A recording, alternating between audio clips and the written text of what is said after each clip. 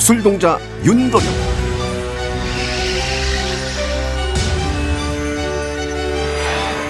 연화암 정경화,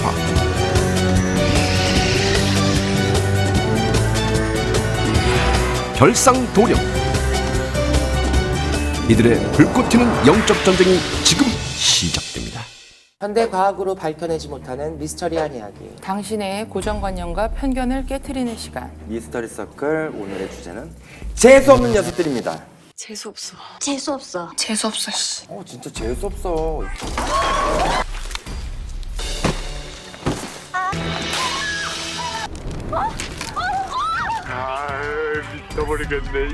실제로 재수없는 사람들이 있습니다. 상문을 갖고 태어나는 경우 받을 복이 없는 사주. 음력의 월과 일이 같은 분들. 굉장히 또 고난살이 많아요. 재수없는 관상은 넘버원 옥리, 삼배간, 사배간. 입술이 얇거나 입꼬리가 처져 있는 턱이 너무 짧거나 눈두덩이가 너무 두터우면 보자마자 기분이 나쁜 것 같아요. 부모의 재수가 대물림이 됩니다. 머리는 엄마를 닮고 성격은 아빠를 닮는다고 하고. 딸내미는 엄마 사주팔자를 따라갑니다. 가족인데도 서로가 등을 지고 남남처럼 살거나. 눈이 뒤죽박죽이어서 남편의 기운을 꺾는다는 얘기도 있어요. 재수없게 만들어서 조지는 거지.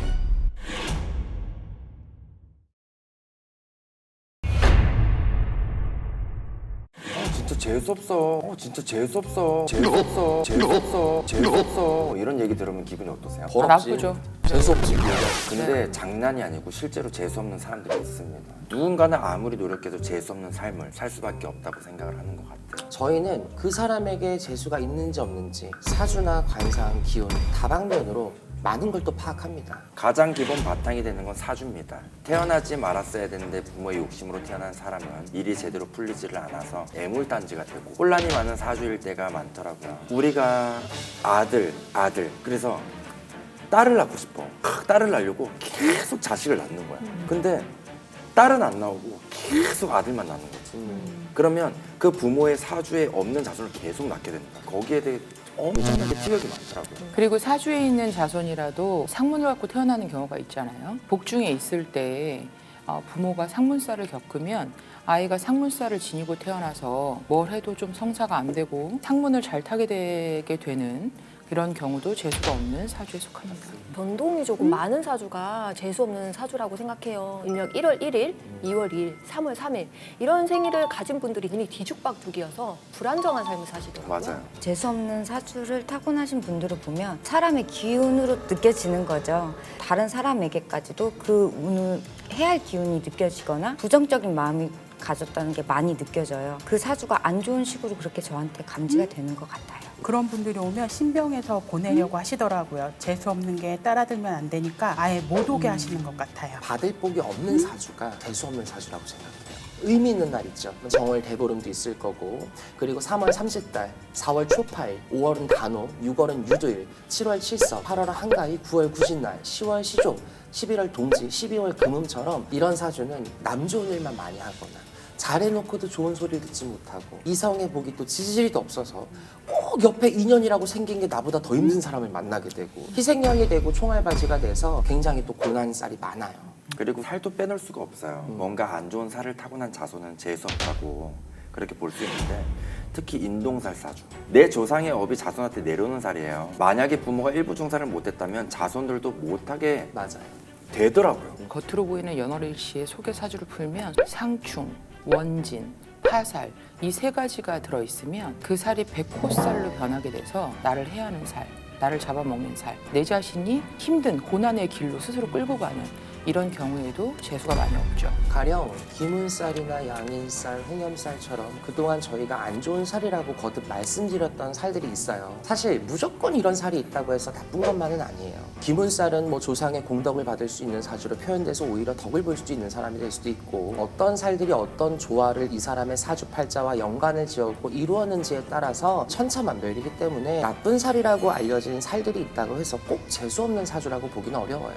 그리고 나쁜 살들이 있다고 해서 크게 걱정할 것도 없습니다. 살을 없앨 수는 없어요. 발동을 하지 않게끔 재워가는 거거든요. 맞아요. 그래서 살풀이를 하면 60-70%는 재워지기 때문에 나머지 30%만 스스로 노력을 그렇게 해서 간다면 얼마든지 재수 있는 삶 그렇게 살 수 있습니다. 살마다 푸는 비방법이 다 따로 있는데요. 도화살 같은 경우는 없을 수도 있어요. 물론 강도에 따라 다르긴 하겠지만 결혼 전에 미혼일 때 한 번, 그리고 결혼할 상대를 만난 다음에 한 번, 결혼 날짜를 잡은 후에 이렇게 3번 정도를 풀어주면 도화살이 소멸되는 경우들이 있습니다. 의사 집안에서 의사 나고 검사 집안에서 검사 나는 것처럼 부모의 재수도 대물림 돼서 자손이 재수가 없거나 재수가 있게 되는 상황이 너무 많아요. 부모의 재수가 대물림이 됩니다. 아기가 태어나면 내 사주 100% 중에 50%를 활용해서 쓸 수 있다고 생각하시면 돼요. 나머지 50%는 부모가 갖고 있습니다. 그쵸. 부모가 재수가 있으면 50%를 쥐고 시작하는 거라서 내가 10%만 노력해도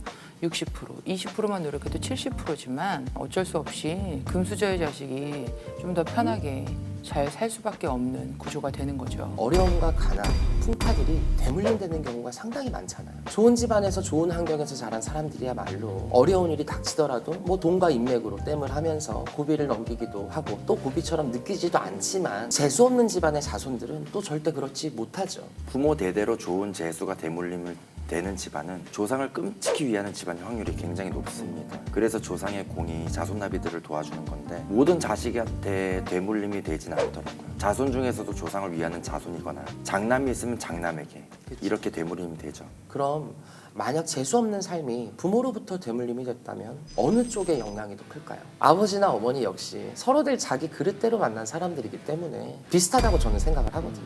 그래도 아버지 영향이 엄청 크지 않을까요? 저도 별상도령 선생님 의견에 동의하는 게 제가 알기로는 머리는 엄마를 닮고 성격은 아빠를 닮는다고 하거든요. 재수 있고 없고도 내 본관, 내 본핏줄 아빠의 영향이 좀 더 크지 않을까 싶어요. 저는 양쪽 다 가능하다고 봐요. 엄마 쪽 기운을 많이 타는 자손이 있고 아빠 쪽 기운을 많이 타는 자손이 있어서 그렇게 딱 단정 짓기는 어려운데 만약에 그 엄마나 아빠 윗대에 그런 조상의 부정이라든지 그런 게 내려와서 자손에게 재수없게 작용이 되는 거라면 양가 중 그런 부분이 있는 부분한테 더 많이 타는 것 같아요. 딸은 엄마 팔자 닮는다는 말이 있잖아요. 남편 복 없거나 사나운 팔자 같은 거는 그대로 대물림되는 것 같은데 주로 엄마가 양육을 맡으니까 엄마가 좀 보듬고 감싸준다면 얼마만큼은 바꿀 수 있다고 생각해요. 저도 누구의 영향이 더 크다고 볼 수는 없을 것 같지만 만약 어머니의 경우 팔자가 험하다거나 이혼을 하셨거나 우리가 조금 박복하다 이런 표현들을 쓸 때가 있잖아요. 그럼 자녀들과 옷을 섞어서 입으면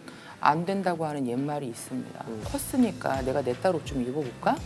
엄마 옷도 내가 한번 입어볼까? 그게 그 기운을 옷에서 넘겨받는 거고 기운을 꺾는다는 얘기도 있어요. 더 충격적인 뉴스가 이젠 개천에서 용나지 않는다 이런 말들이 나와요. 아무리 재수없는 사주를 타고났더라도 개천의 용이 될 수 있습니다. 개천에서 용난 경우는 기적이라고 볼 수 있죠. 사주는 변하지 않는데 팔자가 바뀜으로 인해서 용이 되는 건데 이런 상황은 뭐 가령 조상님이라든지 신명님의 도움으로 병행이 되어야만 가능하다고 봅니다. 예를 들어 성준이 들었을 때는 그 운을 잘 받아서 때와 시를 적절하게 맞아 떨어지면 횡재수가 있고 재수가 있거든요. 그것도 자기 운인 게 성주굿을 해서 재성을 하거나 횡재운을 받는 사람도 그게 지 복이야. 그런 것조차도 안 믿거나 접하지를 못해서 아예 시도도 못하고 뭐 진짜 운칠기삼 영향을 아예 못 받는 네. 사람들도 있을 테니까요. 근데 요새 그런 말이 있어요. 옛날에는 돈을 버는 시대였어요. 이제는 운이 돈을 버는 시대라는 맞아.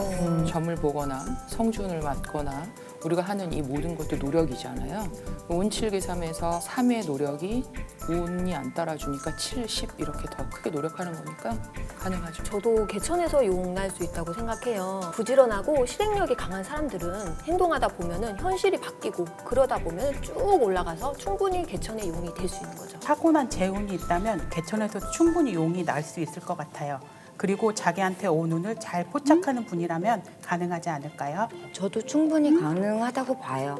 대신 좋은 기운으로 바꾸려는 자신의 인간적인 노력이 뒷받침돼야 되고 그 해에 자신이 운대가 좋은 기운으로 맞아 떨어지면 그럼 가능하겠죠. 제가 딱 그런 케이스를 본 적이 있어요. 26살, 27살 이 무렵에 헤어 디자이너를 하는 분이었는데 전한 신령님이 널 교수로 만들어줄 테니까 대학에 가라 라고 공수가 나온 거예요.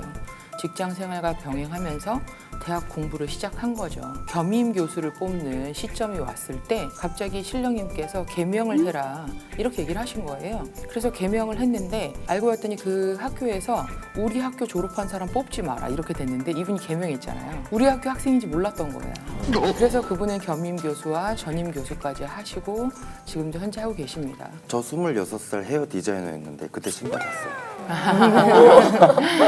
그리고 사주합이 완벽하게 드는 경우에도 개천에서 용이 될 수 있습니다. 어떤 남자분은 딸 둘을 낳고 늦둥이 딸인 셋째 딸을 낳았어요. 작은 조경회사를 차리셨는데 그때부터 갑자기 회사가 진짜 불붙듯이 일어나서 수백억 대의 부자가 되셨어요. 늦둥이 딸이 복을 갖고 태어난 것도 있지만 5명의 가족에 단 하나의 충이 하나도 없고요. 육합, 삼합, 오행의 합 다 들어가 있는 거예요. 그러니까 그 집은 굉장히 평범한 집이었는데 용이 났죠. 개천에서. 진짜 부모 자식 간에도 삼합이라든지 육합 서로 간의 간지 시비가 안 맞으면 가족인데도 서로가 등을 지고 남남처럼 살거나 자식이 부모를 죽였다부터 반드시 그 안에서 사단이라는 게 나고 탈이 이루어지기 때문에 굉장히 무속에서는 합에 대해서 중요하게 생각을 합니다. 그럼 만약에 이렇게 재수 있는 사주를 가졌는데 관상이 재수 없는 그 사람은 재수가 있는 걸까요? 없는 걸까요? 재수가 없죠.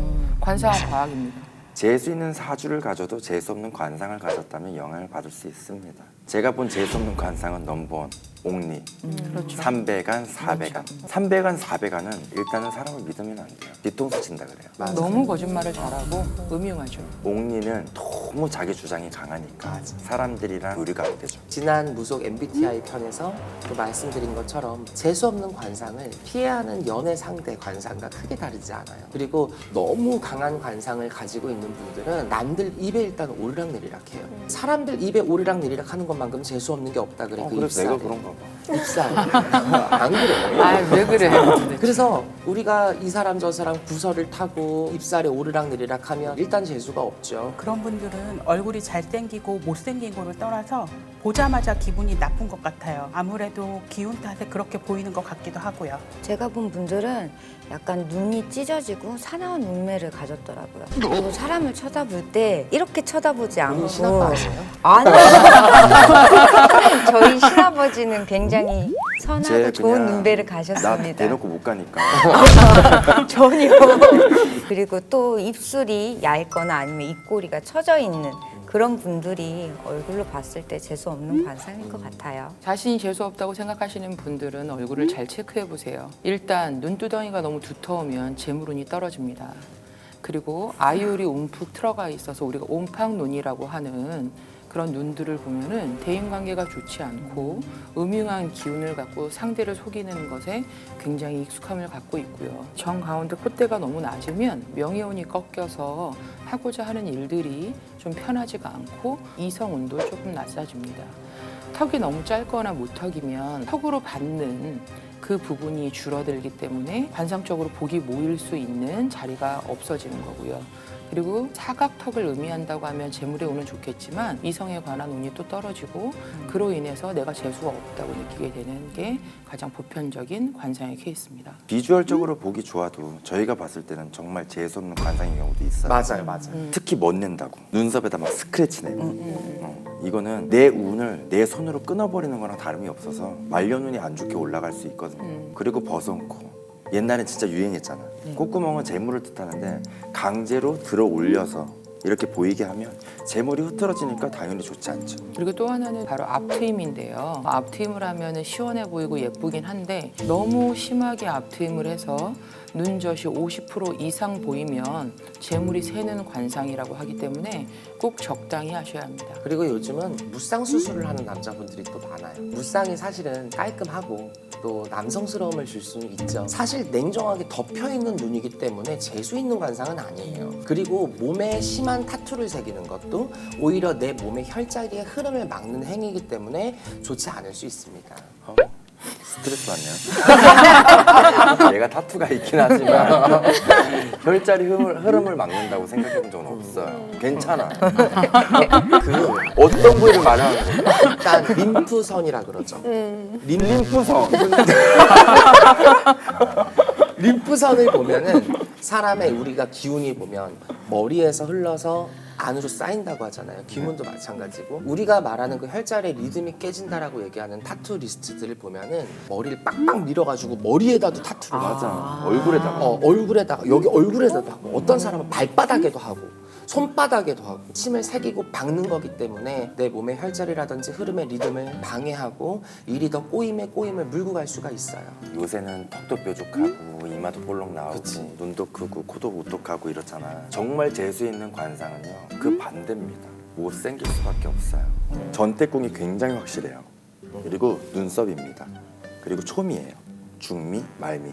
그래서 정말 눈두덩이가 두툼하고 코가 두툼하고 사각턱. 너무 예뻐요. 누가? 들으셨죠? 우리 그래서 솔루션 하자. 턱이 너무 단단하게 받쳐주고 있으니까 이런 사람들은 경제력 이런 부분들이 굉장히 확실합니다. 제가 지금까지 본 얼굴 중에 가장 재수 있는 관상은 이건희 회장입니다. 눈두덩이가 굉장히 도톰해요. 그리고 이마와 비율이 굉장히 좋은 조건에 하관도 굉장히 탄탄하거든. 온갖 복은 다 들어있어.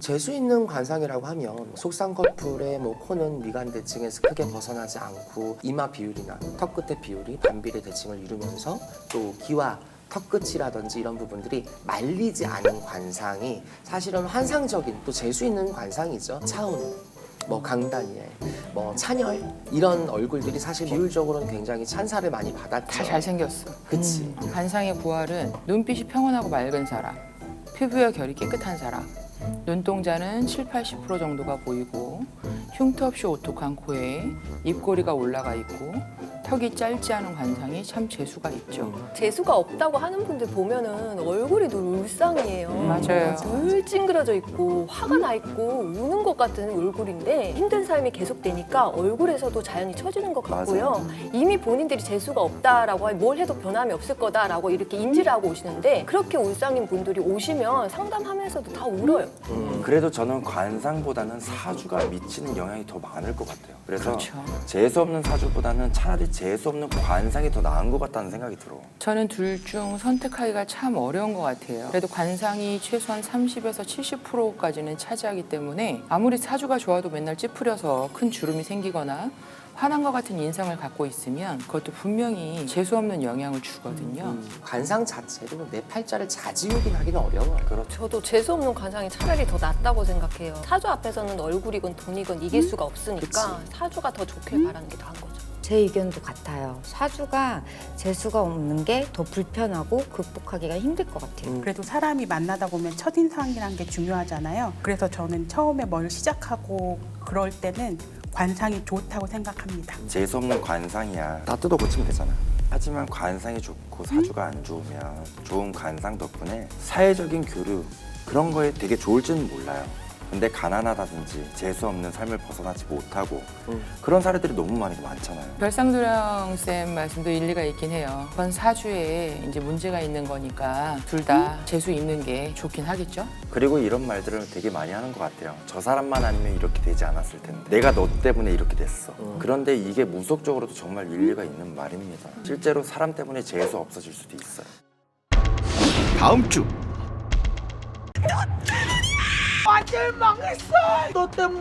이게 다 당신 때문이라고. 내 여기 같은 인생 그만 흔들고 하죠.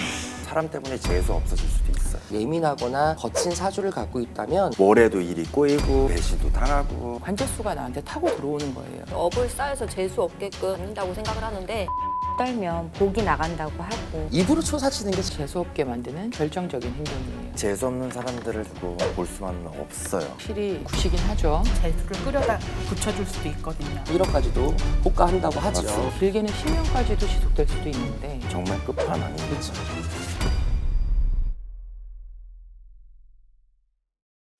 미스터리 서클에서는 폐가 흉가 또는 빙이나 잘못된 신내림 등 영적 고통으로 솔루션이 필요한 분들의 제보를 기다립니다.